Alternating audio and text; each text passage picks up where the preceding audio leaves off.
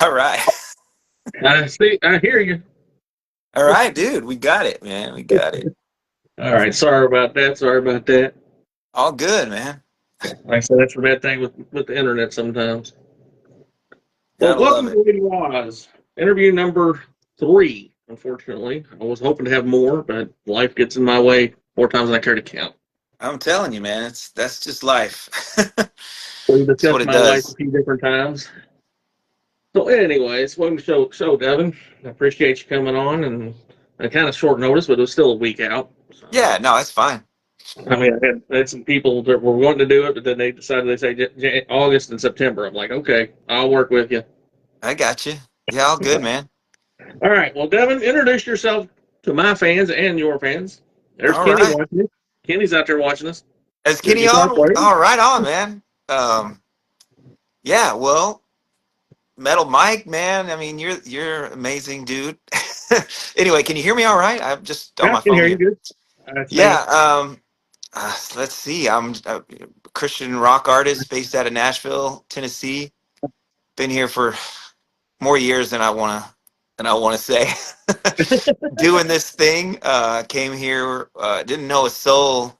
Just my wife and I had a guitar and was working with a producer back then. He was the only person I knew, and Mm. uh, just trying to get my. I feel, of course, it was a calling. It's not like I just came to Nashville like I want to be a star. It's more like, God, where do you want me to be? And we were praying about Los Angeles, New York, and Nashville, and God opened a door for us to come here, and it was like, this is where we're supposed to be. So it's more than just, hey, let's go to Nashville kind of thing. That's where everybody's at. It was definitely a lot of prayer and believing and faith. It was tough to get started. Didn't know a soul. Played a lot of little divey places and and churches that for many years. But yeah, man, my heart and passion is to create rock and roll that speaks to not just Christians. My music. I try to write songs that pretty much anybody could listen to and at least understand what I'm talking about. Tell stories, kind of like how Jesus did with the parables, but about real life things I've experienced. Or there's a few songs I've written where I'm kind of telling it from another's perspective. Um, but yeah, man, I've been doing this for a long time, making music, sharing the gospel, and making the best music that I can with what I have. and and it's great being in Nashville because there's just so many fantastic musicians, and guys that like producers and songwriters, and I mean, just they're all here, and so being able to get in a studio and record something that I'm really proud of is an amazing thing. Like, hey, I this is all the money I have. Can we make something great with this? Right. And I don't know. I guess I'll leave that to the listeners to decide if it's great. But I feel like it's the best that I can create. So, um, Yeah, I've been around multiple people that have not used the wrong word, but praised your music. I mean, that have wow. brought Okay. Christ to it. And I mean, and like I said, we met for the first time last fall, and then I've been listening to you for a few years after some friends of mine played with you at Ichthus Festival in Wilmore a Oh few yeah. years back. Yeah. And so it's like they say, hey, check out this guy. We probably digging. So I did, and became a fan, became a friend now. Heck You yeah, know, man. so, but look, I mean, I came across some songs like that I really like, and I know there's other people out there. So, who would you say are you're saying you want to make music for people, not just Christians? Who are your influences? If you had to say list four influences, who would you say influences your writing when you are writing your Yeah. music? You know. So when I grew up, I lived in California, and I listened to just whatever was popular, top 40 stuff. And so I just got into music because just I was like, man, those guitars sound great. Um, but as I was growing up, my brothers were really into Metallica. So, Metallica and Iron Maiden, like that's what they listened to. And That's what so I of grew up course on. that, it had an early influence on me, just those heavy guitars, man, and like albums like not I didn't get into Ride the Lightning, but I did get into Master of Puppets. Like that whole album was just amazing. But I just see Chris's comment. Thanks, brother. I appreciate that. Good to see you, Chris. So four influences over the last, I don't know what last, and I've had a lot of music kind of influence me over the years. I've put out a few projects here and there, but I'm a big Breaking Benjamin fan, so I listen to a lot of their kind of just their guitar stuff. I listen to a lot of Red. Um, so that's two bands. And Breaking Benjamin, I don't know if if you follow songwriters and stuff, you can see how their writing changes over the years. And I think Right. he had an encounter with Christ. I don't know. I mean, he still drops the F bomb every now and then, but you can tell he's really seeking the Lord, or something. Um, I seen something actually today about that. That really? somebody saying, "Hey, is Breaking Benjamin a Christian band?" And Well, she shared on TikTok, and then it was reshared by Breaking Benjamin. yeah, yeah, that's cool. I So, don't know if they would ever claim that, because it kind of no, puts a stigma on you, like, oh, you're a Christian band, which is really sad, because we should be able to just be who we are. right, But exactly. but I could tell a difference in his writing. But I mean, even his old stuff, Breaking Benjamin, I've always kind of like just dig the guitar riffs and stuff. But it's not quite metal. I know you're metal, Mike, but it's like the bridge between like pop rock and like metal. You know what I mean? It's like Right. you got a good melody and you've got a good story. But I'll say some of my earliest influences. So I named two, Red and Breaking Benjamin. But man, I listened to the Super Unknown album by Soundgarden. Awesome album. I mean, Awesome I album. wore the CD out, man, when I was like 14 or 13 or something. Every song was just, I loved Chris Cornell's writing. And because their older stuff, like they had an album called Bad Motorfinger and some other stuff. He just did a lot of screaming. So I didn't really get into it as much. But Super Unknown, it was like he would scream and then he would do these melodic stuff. So I really kind of attached myself, or at least my ear, to that style of vocals where you're and songwriting and telling the story that's a little bit vague, so people can kind of read into it a little bit. So Chris Cornell, more than just Soundgarden, because I listened to him for years, and then but anyway, so yeah, so there's that. So, but if you want to know, like, I'll just give you a little behind, like maybe something that you don't want to hear. But when I first started to sing, okay, my dad, well, I had moved to Kentucky from California, and I mean, here I am in my bedroom in Kentucky, rocking out on this like Flying V guitar because it was like an off-brand something, and I'm just like chugging these chords. But I was going to in Kentucky, I was going to high school, and the kids all listen to country music, like at the time, this is early '90s country, so there's like Travis Tritt and all these different singers, and so I just thought, man, I wonder if I could kind of sing like that. So the very first singer that I tried to imitate was Travis Tritt. So I'm in my Eclectic. room. I'm only like 13. I turn on the radio and I'm listening to "Here's a Quarter." Right? Have you ever heard that? "Here's a quarter. Call someone who cares." And so I'm listening to it and I'm trying to sing it. My dad's a musician. He's toured.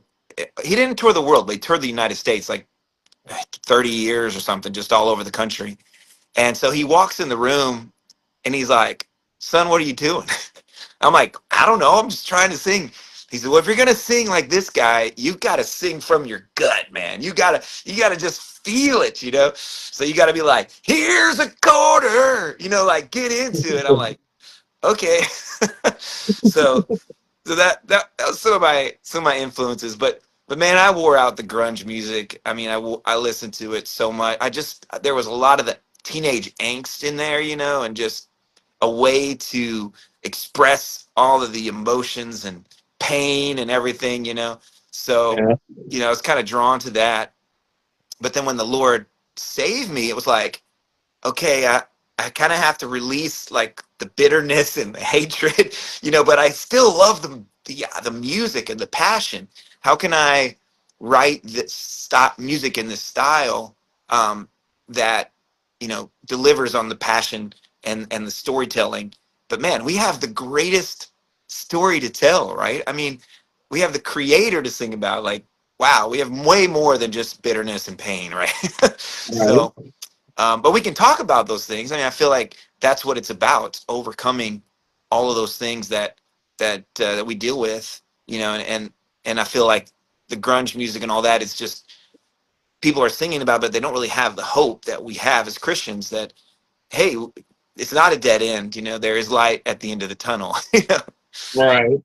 Well, I tell you, going back to me and some friends talking about your music, and you were talking about grunge. We were talking about somebody that we thought you sounded like currently live. Anyways, you're the band. I mean, with Kenny and everybody and all and stuff. We were thinking, oh, hey, he's got an Ultra Bridge a little bit Oh, sound. well, I have been listening to Alter Bridge like the past few months. I don't know. I didn't get into them when they first came out because I was like, oh, it's just another Creed. You know what I mean? And I shouldn't have done that because I'm listening to like Mark Tremonti. That dude can sing, man. Yeah. And he can write, and he's a killer guitar player. But Kenny plays kind of like that, actually. He kind of plays like Tremonti. He got the PRS, and so yeah, I get that a little bit of that. But I enjoy their music, man. I feel like they do try to have like infuse hope. So I don't know if they're Christians or not, or maybe they're maybe they're Catholic. I don't know, but you can tell they're in their songs that they're trying to put hope into their songs. It's pretty Right. cool. Right. Yeah. I went and seen those guys what, a year and a half ago, something like that, maybe 2 years. Can't Did you get remember. to like meet them backstage or anything? Yeah, I've seen them play at this awesome palace. They got a place called Louisville Palace here in town, and it's one of the best places to ever see a show, if you ask me. And it was Okay. them Where and are you seven located, guys. man? I'm in Louisville. I'm in Louisville. Oh, okay. The Palace. I think I've heard of that actually. Third Day recorded a live DVD there, Oh, cool. like 20 years ago. I know it's kind of sad, right? Like I feel like there's at when I was really being influenced by music, there really wasn't. I didn't know of a lot of Christian rock bands. Um, the grunge scene had taken over, and even into the early 2000s. I mean, actually, I'll say around 97, 98, there was kind of an explosion of Christian music. I don't know if you kind of remember, but it just seemed like there was every genre of music for Christians. Um, and I was in Bible college at the time, and I mean, you could listen to like alternative or heavy or whatever. That Skillet was just starting to rock, and so as a Christian rock artist myself, I'm like, man, this is the time, And I don't know like what happened, but the labels decided, I guess somebody did, hey, we're not going to invest in Christian music anymore. So we're all been on our own since like 2005 or six. It's been crazy. Yeah, I totally agree with that. I mean, they've had their select few that have risen through that. You had Skillet, you had Red. I mean, then everything went. Other than them making it, besides some of the harder bands, it was all Yeah. worship. It was all worship at Yeah, that it point. went straight worship, man. So, I mean, and I'm not against, popular worship music. I think it's great. But I mean, you kind of cutting out the songwriting, like the storytelling, unless it's just like the worship song I've got on my new album, which, I'm a worship leader, so it makes sense, to have some worship songs. And I love to incorporate that. When I have a concert, when I can, like KCF, we had 30 minutes at Kingdom Come, so it's like I'm gonna get up there and rock out. I'm gonna share my testimony, but we're here to rock, But we actually have a show coming up in Illinois, just outside of Chicago, at the end of the month. Well, first of the next month, and we have a full like hour and a half set. So we're gonna incorporate some worship and maybe have some prayer time. I like to try to do that when I can. Right? I mean, I just seen you a month ago when you had an hour and a half, and you're like, okay, let's try to fill this. And you did. You filled it with a little bit of everything. You Yeah, we know. had some rock, we had some worship. It was fun, man. Yeah. I mean, it wasn't that big of a crowd, but you made us all enjoy it. If you ask me. I mean, the people that were coming up to you afterwards were looking, and searching. There was quite a few of them that came up to you asking, "What's this all about?" Which was awesome. I mean, that was an Yeah, awesome takeaway that I saw, anyways, for myself. yeah, It's it's a always good cool to see that. opportunity, man. Right. Even the simplest of words get somewhere and build, and someone starts questioning. And every time I saw you, it's been that way. So, all right. Well, so you went to Bible college, tried to be the big rock star, Well, and then, because I mean, I've been looking through your catalog and listening to some of it as I have been for the last 2 years, and then you have seen a exponential growth each time you record. You started out, I mean, it was what was rock. Then yeah, you like I said, then you had the EPs that were more worship directed, yeah, yeah, and then with the recent Conquer the World, you mixed it all together. And so yeah. here you are. I did, yeah. Because So I don't know. I feel like well, especially as an artist and a songwriter, I mean, I don't really have a lot of country songs, but I mean, I write, different styles, so it's like, how do I don't want to just be pigeonholed like it has to be this style, or whatever. I mean, would it be weird, let's say, if, I don't know, Demon Hunter, if they came out with like a worship project? I mean, I think that would be reasonable, right? Like, yeah, but anyway, go ahead. no, I'm just saying it's noticing the progression over the years, and like I said, and then to still keep the heart and soul of what you started with is what I'm saying. It's Oh, gotcha. you kept the point's always there, no matter which song it was, which album, which EP it was. You're still trying to get that radio traction. I mean, like we said, CCM radio is all about worship anymore. You had, look at it. I mean, one of the biggest songs of the last 10 years, hardcore, hallelujah, the jelly roll and Oh, I know, transform. right? I mean, that I was like, when that first came out, I was like, huh? Yeah, yeah, But I've seen, like, you going back to what you were saying about Christians writing music in the secular world and still having a positive influence. You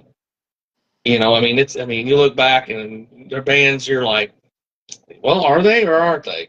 Going right. back, Yeah, they tote that line, but one of the biggest ones of the last, to me, the last 30 years that's really amazed me is, if you would be probably surprised, I don't know if you've listened to it since then, but Alice Cooper, oh, you know. yeah. No, he surprised me.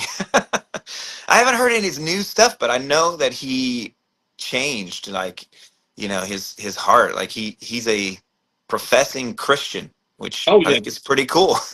yeah. If you go look on YouTube, there's a 30-minute to an hour interview with him Yeah.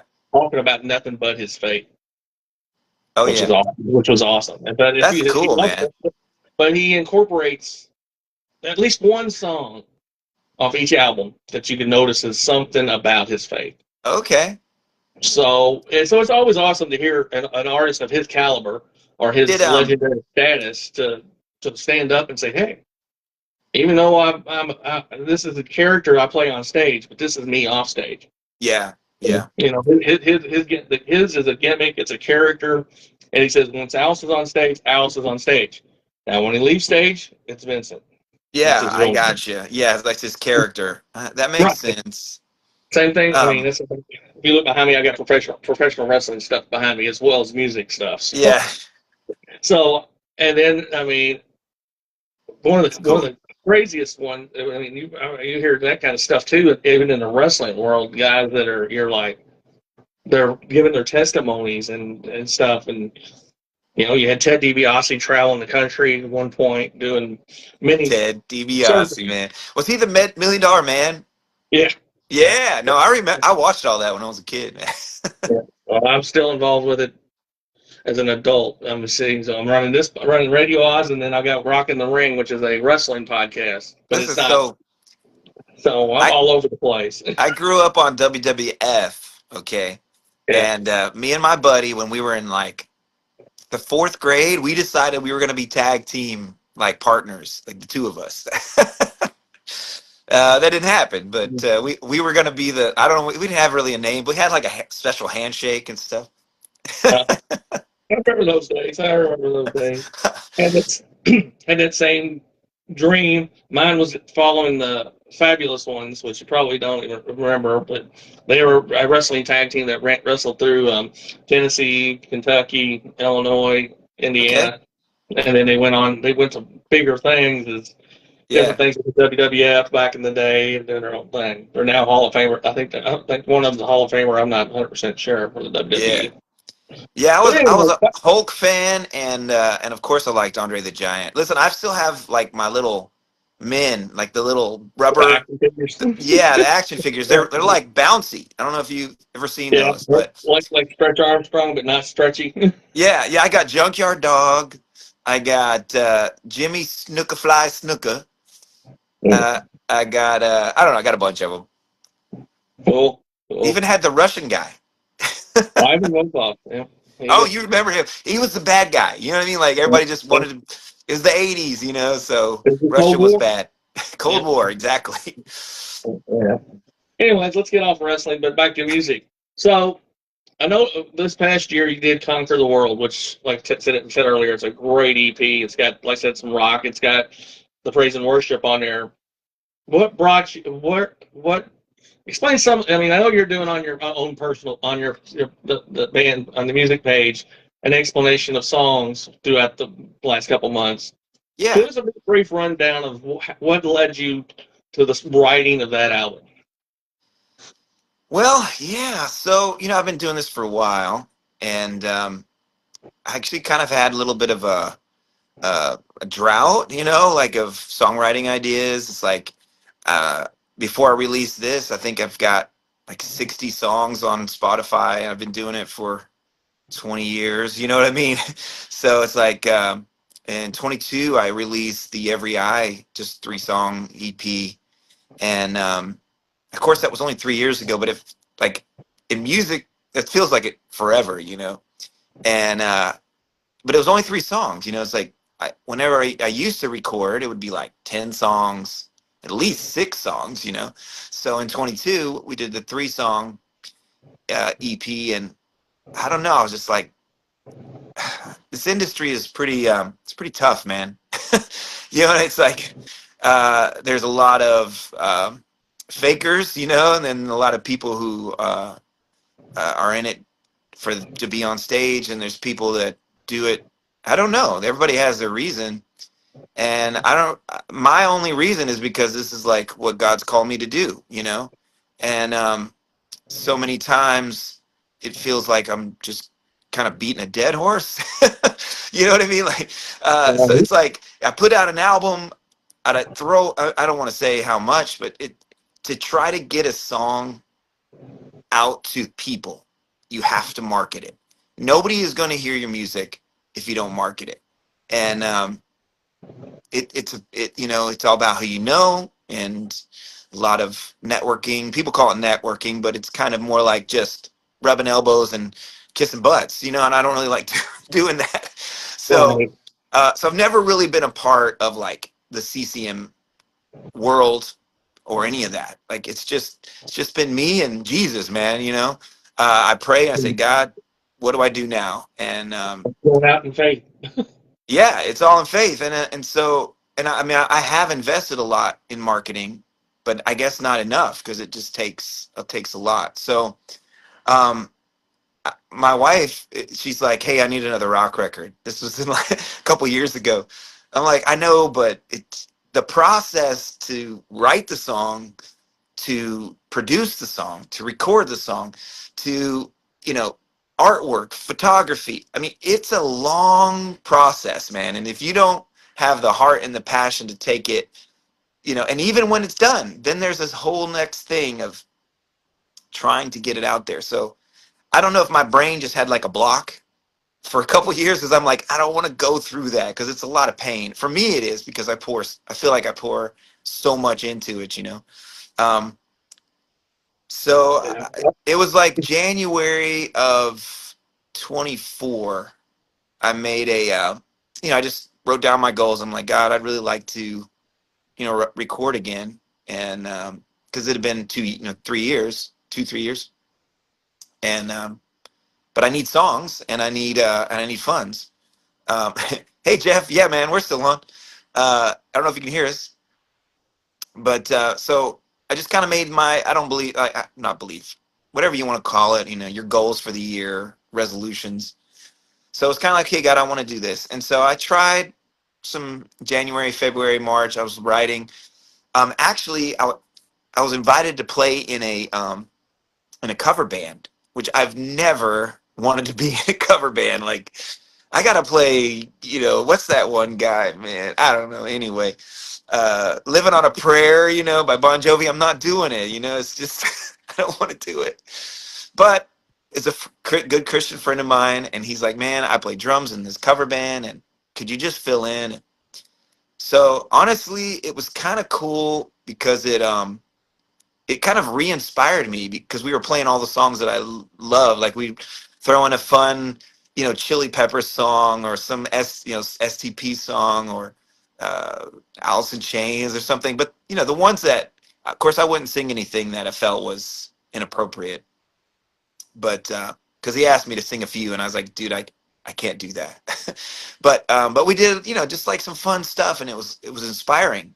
And I think it stretched me a little bit as a musician because I had to sing. Well, we did a few U2 songs, and he sings really high, and I'm like, I can't do that. And so I was able to do it because I just kept practicing. I was practicing like 6 hours a day, Oh man. and I kind of just fell in love with playing again. It's not like I'm not writing to write a song. I'm playing because I want to learn the song because it's fun. Right. It brought I only back did that a few months, and then that kind of was starting to fizzle out. I'm like, man, I really don't want to do the cover band anymore. I'd rather play my music, And so I kind of just got in the woodshed. And I remember it was maybe around June. I just started writing in my journal. I'm like, God, I really want to write, finish some of these ideas and songs that I have. And I had like a couple riffs, like the riff for uh, Conquer the World was one I had for a few years.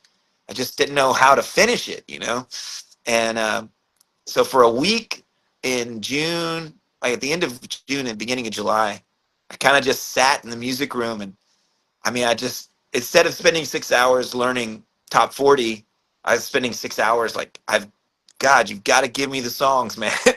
And so I wrote about 8 songs. There's a couple that we didn't feel fit for this project, so we just didn't put them on there. And maybe they just weren't very great songs, like sometimes you write a song and you're like, I had to get it out, So, but during that time, man, I was just, reading the word, remembering song ideas and things that inspired me or things that, like moments in my life, I thought, man, that really moved me. I need to write about that, And it all just kind of came, in about, well, at least the songs in about 4 or 5 weeks, just from like the end of June to July of 24. And then once I started getting the songs ready, then I started the process of finding the right producer. And that's a whole nother thing, especially if you're doing it on your own. Because the producer is really like, like a great editor. They're going to tell you that lyric sucks. Instead of going to the bridge there, why don't we do another chorus? Or why don't we start with a chorus instead of just they kind of edit and give you some ideas. But anyway, I found a great producer. Man, he's awesome. A guy named Chris Baldani, and he lives down in Franklin. And we've been working together. We actually have a few kind of surprises that we're working on right now. I don't want to say anything, but anyway, but yeah, man, what inspired me? But the songs themselves, like while I was in the woodshed, I had this really well. Let's just start with Conquer the World. I had this couple really great. I thought they were great riffs. Like if you listen to Conquer the World, there's like 4 or 5 riffs throughout the song, and I'm like, man, what do I need to say here? It's got to be something powerful. And I was reading the Word, and man, it just that Conquer the World where Jesus is talking to his disciples in John 16:33. I think I've got it memorized now, but I don't know the exact thing. But he's like, hey, don't worry, don't be afraid.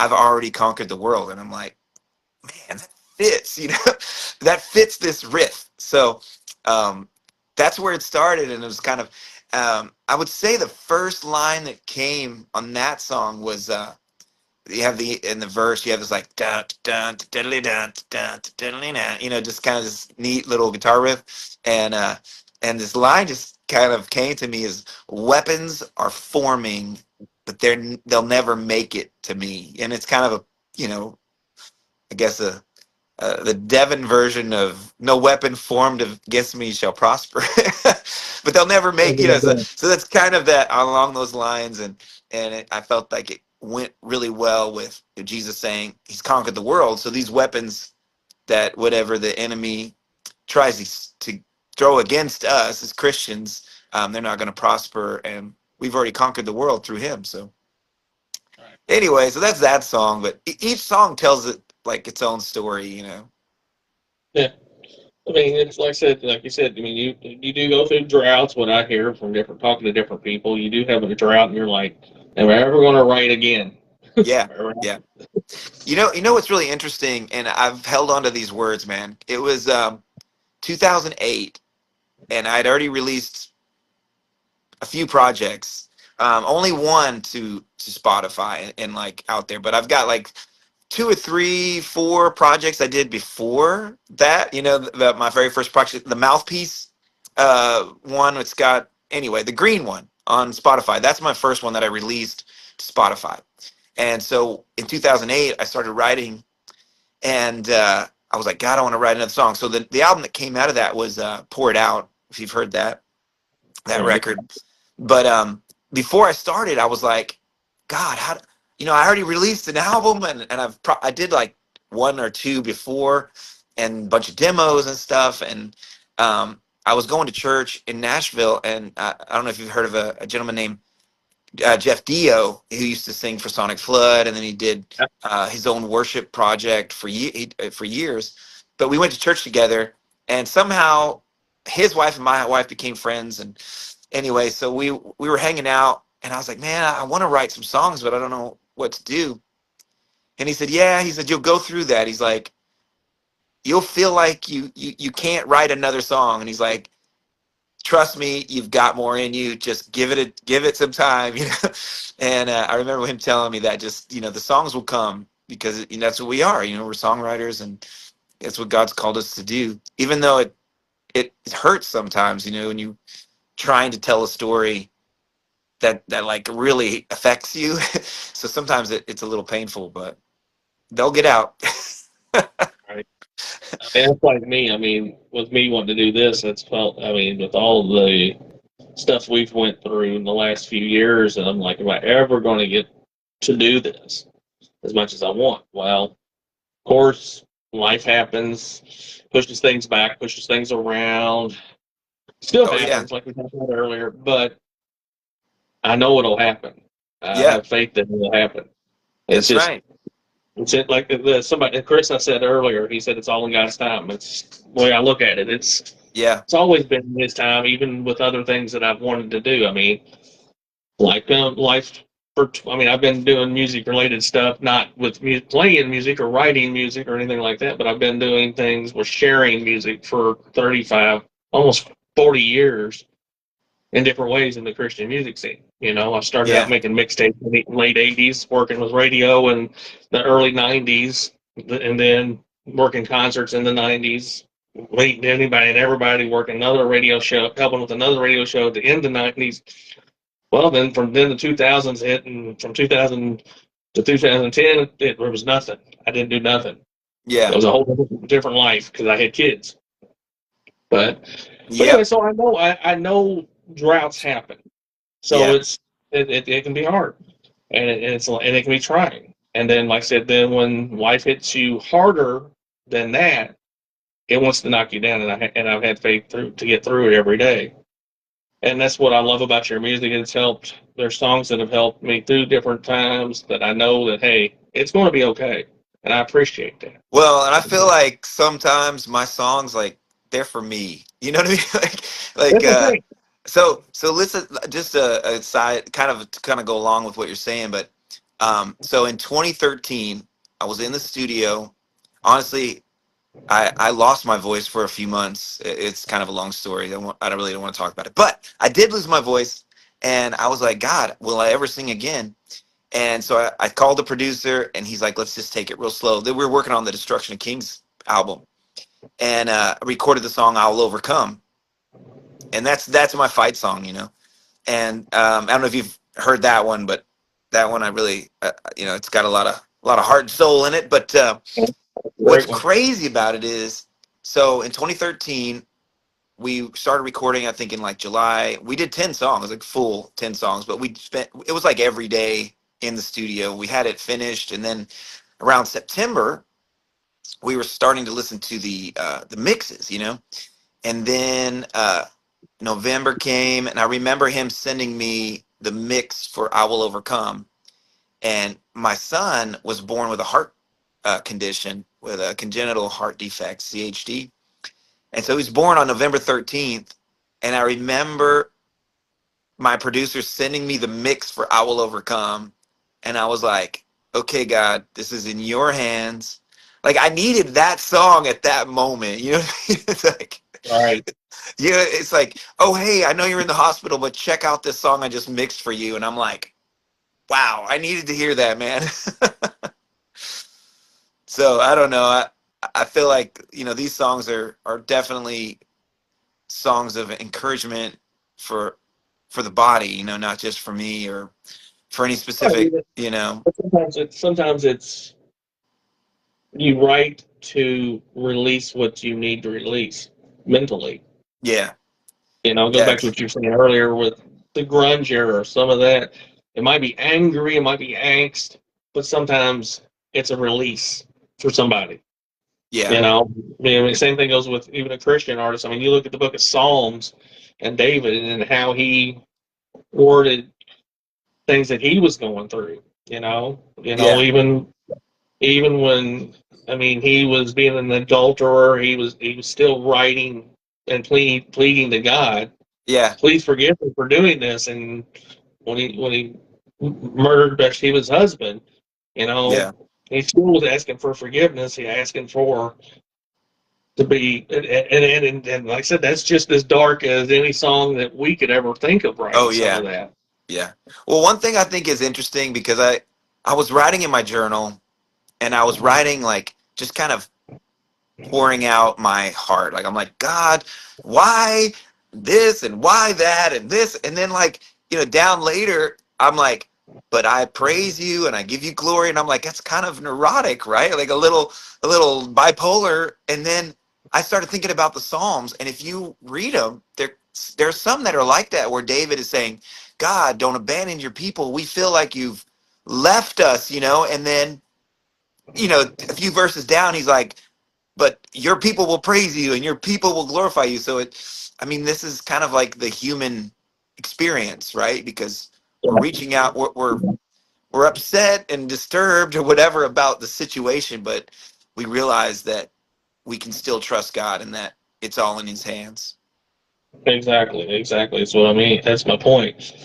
So I did not. I did. We do have a mutual friend as well. My first interview was Aaron Michaels back in Oh, right on. January.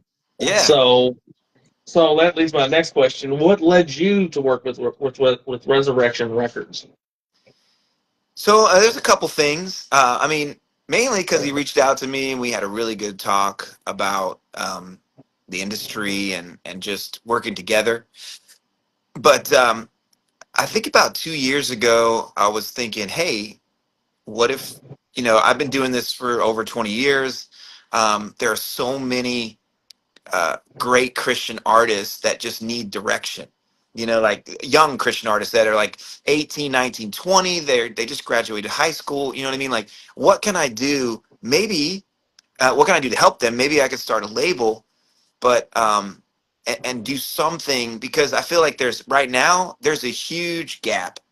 Like the labels, I don't know what they're doing, man. But they're not developing talent anymore. That they haven't developed talent since I don't know when. Maybe early 2000s they stopped doing that. So you have all these great musicians, these kids that I see playing. Like, I see their potential. They got great voices. They got really good guitar skills, and they're learning to songwrite. They need a good, producer, some development to come behind them and say, here's what you can do, and let's make this a little bit better, or this tighter, or whatever. So I considered starting something like that, and I just don't know how. Like, I can work with an artist and help them, get as far as musically, maybe better sounding songs, tighter music or whatever. But after that, as a label, you got to have management, you got to have booking, and I'm not. That's not what I do. It's not something that I don't really know anybody that does it. It's that if you're not doing it on your own, you're not doing it. So anyway, so I just decided to put that to the side. And when my Aaron called me, like January this year, he says, "Hey man, I know you're working on a project right now, so whatever, I'm not trying to skis in on your on your scoot, like scooch in on your new album or anything." He's like, "But I just started. Well, I think I don't know how long his label's been, Resurrection's been About a going, year and a maybe half. year and a About a half. year and a half. Yeah, so he just started, like, honestly, like right when I was thinking about doing it, he did it. And he said, "Yeah, I've been doing this for a few years, and I just feel like I can help some of these artists, you know, develop and basically be their label, help develop them." And his heart for ministry, and just listening to him talk is like, you're doing what I was thinking about doing. I'm going to join you, So, Right. uh, and I mean, and I like it because it's a real independent label. I mean, I'm still independent. I mean, we do have a contract, but it's not binding. I mean, in some ways, yes. I want to promote them. Why do I not want to promote the label that's helping me? So they do a few things for me, and I feel like we have a really great relationship. There's no, I don't know, like there's no like all the bands seem to get along. And I'm digging some of the bands on there, man. Yeah. I mean, there's some that are new, and so they're kind of getting better every project they record. And then there's some guys on there that I'm like, man, this is pretty good, So Right. I feel like when Aaron called me, he's like, "Hey, do you want to kind of be a part of our label?" I was like, "Yeah." I prayed about it, and I'm like, "This is a no brainer, man. I want to work with you." So Yeah, Aaron's a great guy from talking to him multiple different times, and I love the bands that he is working with, including yourself, of all, like you said, they are evolving, they are growing, they are creating continuously. They're and like I said, there's not many labels per se in the Christian scene that are going to push rock, rap, no, alternative, new metal, all that. And he's helping each one of those bands, including yourself again, to reach radio, to reach concert goers, to yep, and I mean, like I said, I would I would love to have the opportunity. I mean, we got Roger Van Fleet up here that's doing his thing that you came up and did a couple yeah. last Roger's year. great, man. I really like him. He's a cool I dude. mean, yeah, and I'm glad to see that he's bringing in artists such as yourself. He did like next 2 weekends from now, week and a half from now. He's got a guy against no one's playing, Oh, which is cool. another band that's on Resurrection, which I've known those guys for a few years. They were on my last interview, and he's had Undefeated and a lot of these Chaotic. He's got it going on. The Christian scene has changed so much again, what we were discussing earlier, Yeah. where it's harder and harder for independent artists to get out there and tour. You know, Yeah. Is I unless you have the machine behind you, you're not going to be seen.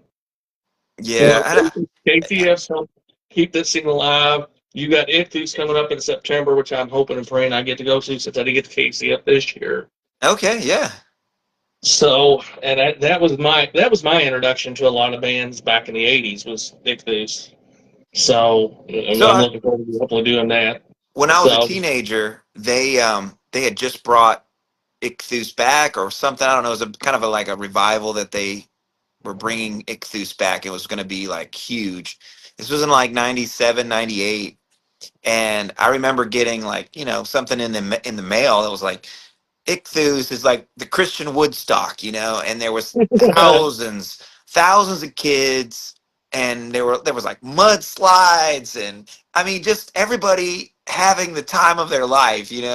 And when I finally got to play like at Ichthus, mid 2000s, it was like, I don't know, man, it just seemed kind of dead. I was like, what happened here? Like it's anyway, but it was still fun. I mean, I still enjoyed it. I think it was like 2008 right, or 9 or somewhere. it's a different.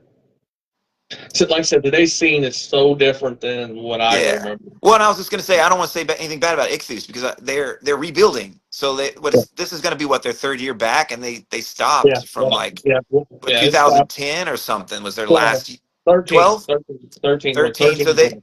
So I Yeah, mean they've had change of management, change ownership. So I mean I played 2 years ago and it was a great spirit. It's just wasn't a lot of people because people are like, what, Ichthus, is it back? Like they don't even know. So I'm praying that this year we have some people come out and it's well, see, not just a concert, but man, we experience and have an encounter with Christ. right, I totally agree with that. But the thing I worry about, and this is not a knock on KCF or any other festival, well, it goes beyond what I said. The kids are a different breed than we were. I mean, you're Oh still younger yeah. than I am, but the kids are a different breed than we were. Where Oh yeah. we'd get in a church van and go to concerts. We'd have get-togethers, and we'd be listening to Christian music. We wouldn't be talking about, and kids would be enjoying themselves. But Yeah. I'm not sure when that disconnect happened, but there is that disconnect that church kids don't listen to what we think they do. Yeah, it's a strange time right now, man. And I mean, I think it's just one of the things is what's marketed to them, what their media is presenting them. I mean, just like Right. with us, I mean, I think about, why did I like Nirvana? Because I can tell you the very first time I heard them, I didn't like them because I'd been listening to all the 80s stuff that with, amazing guitar solos and like perfect hair. You know what I mean? Like everything was Yeah. perfect. And then when I heard grunge, I was like, nah, that it just sounds cheap. But then I started liking it because it was on every radio station, it was on every TV show, Right. so it's like I was fed that. So of course it influenced my music, my writing, but at the same time, as an adult, I'm like, okay, why? I can see it clearly, and especially as a singer and songwriter musician, it's what's marketed, and so like a lot of the stuff that kids like is a lot of the hip hop and just whatever's being played on their game. Like my Yeah. kid was playing Fortnite, and I think it was Trippy Red or something did a concert on Fortnite. You know Hmm. what I mean? Like Right. how does that, and how do you get into that?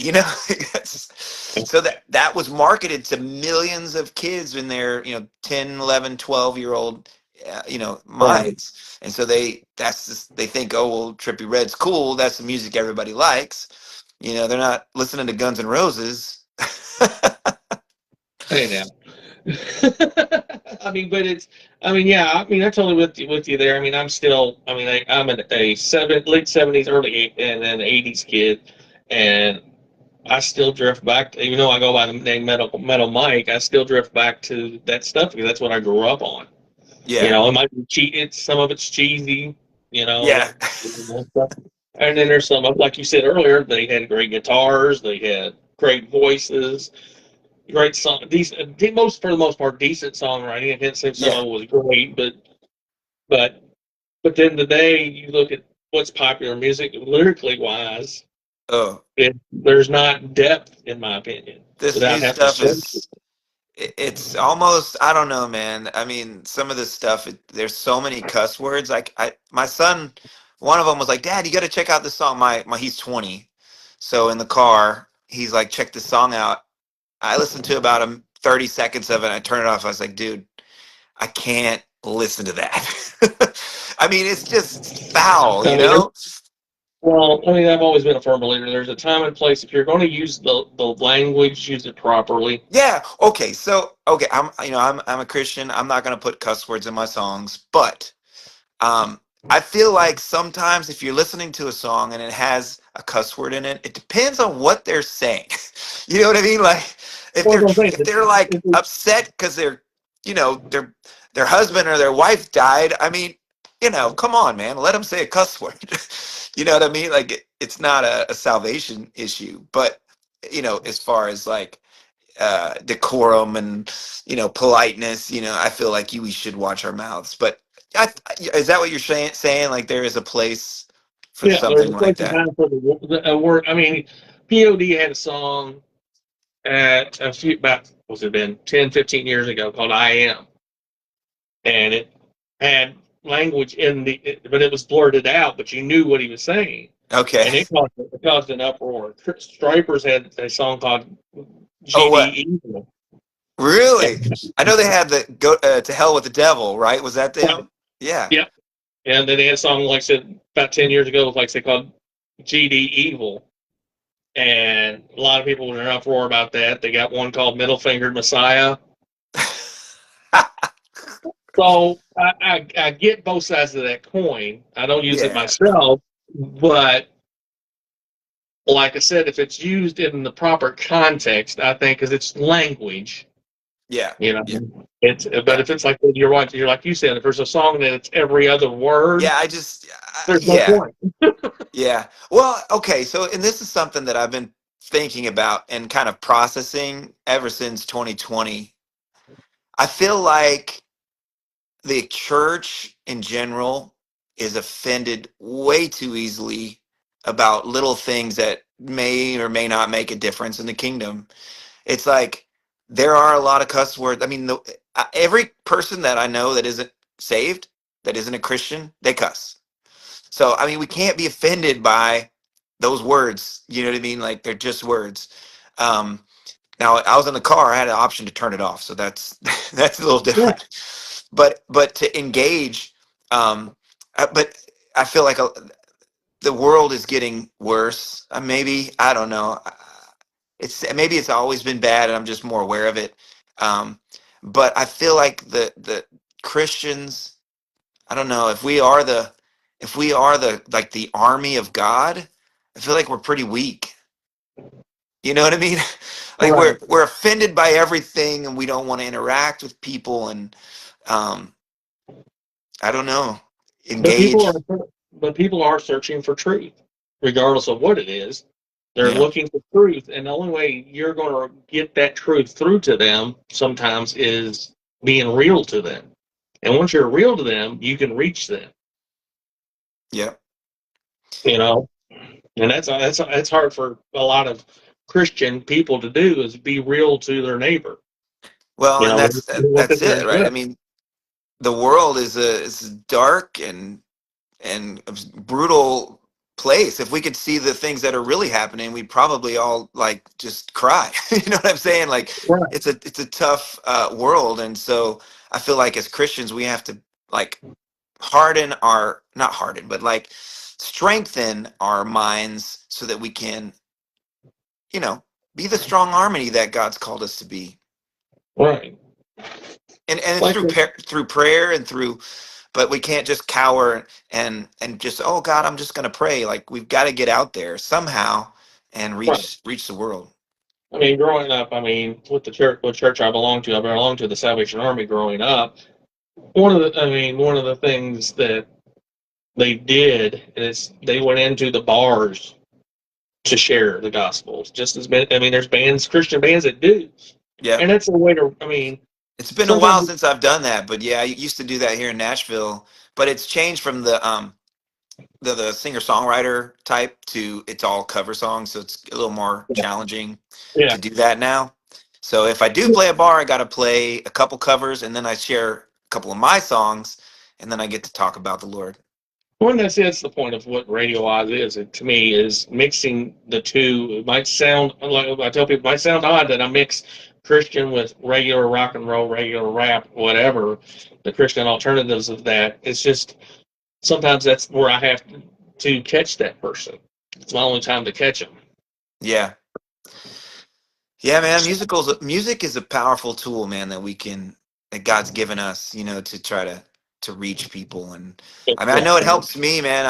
If I'm having a bad day or just need some like a pick me up, I can just put on a certain song, or sometimes I just need to pray. I can put on a worship song or something, but sometimes I need to work out, and I'll throw in some Metallica. You know what I'm saying?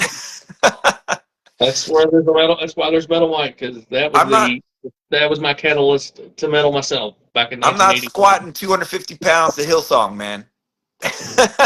I used to be able to do all that, but not anymore, unfortunately. Wish I could. Worked retail for 25 plus years. I was still around big, heavy 100 to 150 pound boxes all day long. And so, well, Yeah, anyway, Kevin, it has been a pleasure. We're going on an hour being on here this evening. So we'll catch up soon. Hopefully, I'll see you sooner than soon. Like yeah, I said, I man. want to get these, hopefully, and then hopefully see you down there. I've got to, since I said didn't get to go to KCF this year after I looked online, I had to wait till the last possible minute to decide to go. Hotel rooms were $200 for 3 nights, and I just couldn't afford that by myself. So, Yeah, yeah. No, that's okay, man. But I'm glad I got to hang out with you a little bit tonight and see your face. Like I see your posts a lot and comment back to you or whatever. But yeah, just get to keep us in your prayers as always. I'm always appreciative of that. No matter what anybody says, it does work wonders because I've seen it work. So, in multiple different ways. So, yeah, well, man. tell the fans where they can find you and everything, and we'll close up for the evening. Yeah, man. Let's see. So the probably the easiest way to find me is just on my website, devinw.com, or just follow me on my Facebook page. It's facebook.com/devinw. I do have a YouTube page with a bunch of videos and stuff. It's Devin Williams Music. Um, and Spotify, of course, man. If your fans listen to Spotify, go out and give me some spins. It's not much, but it helps. Every spin, it's like every penny helps, but it's like 0.003 or Yeah, something like that. it's not even So a half a penny. yeah, it's even worse than that. It's like 300ths of a penny or 3 thousandths. It's pretty bad. That's the thing. I mean, I enjoy digital. Don't get me wrong, but physical to me is where it's still at. If you look behind me, the shelf back here Yeah, is I see it, filled man. with CDs galore. There's Yeah. a couple thousand there of every variety of music you can imagine. Yeah. So yeah, I mean, just the website. I try to respond to people if they have a question or if they want to request a song, because I do like the Facebook Live worship, like acoustic thing. I used to do it once a week, but we moved it to every 2 weeks, and then this summer I've kind of backed off a little bit. But I'll probably kick it off in August. School's starting, so I'll be home more. Um, but yeah, if your fans want to pray, I am trying to plan something, like maybe a little tour for the new project in the spring. I feel like that'll give me enough time between now and like late February, early March to like schedule maybe 1 or 2 weeks. So I don't know, that God would just open the right doors and the right churches and venues. I mean, some of these places I call, it's like, well, how many people can you bring to our church? Like, I don't know. Like, I've got 600 listeners in your town. I don't know if they'll all come that night, but maybe, you know. All right.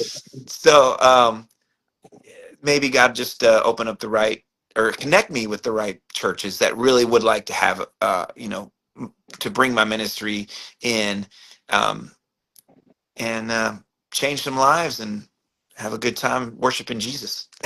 All right, all right. Hopefully you get Kenny out with you for you won't be playing all those trying to pay those solos again. No, I'm gonna strap Kenny to the hood of the car. He's coming along. No, Kenny's great, man. I met him in 2003. That's how long Man, he's been playing with me. Well, I think we did our first show in '04 together. But yeah, he's a great guy, and he's loyal. He's been jamming with me a long time. it is a long while to be playing with somebody, especially. I mean, it's not consistently playing because you're not touring all the time. But Yeah, when you do go get out and play, it's good to have somebody that knows the songs, that knows you and how yeah, you react. That way they can react off of you. If you got a set list in front of you, it's like, yeah, we're playing these 12 songs, but we're going to change these 3 throughout the show because this is what I'm feeling tonight. yeah. No, he knows. Yeah, probably a little too well. He knows me pretty well. So All right, Devin, well, I appreciate it. Again, this is Metal Mike with Radio Oz. You can find me on Facebook, YouTube, Instagram, Spotify, and TikTok. As this interview does delete after 30 days off off Facebook, it will be re-uploaded at one point, plus on YouTube and TikTok. And be looking for Devin on Spotify playlists on the Radio Oz page, especially the latest one with the summer coming on. He has got Conquer the World on it, and with about 45 other artists that are supporters of Radio Oz through the year. Thank you, everyone. Everyone have a great evening. Again, thank you, Devin, for reaching out with us. You have a great evening. thanks, Metal Mike, dude. Rock on, brother. Good to You see you, man. too. You too. Bye. Bye. Bye.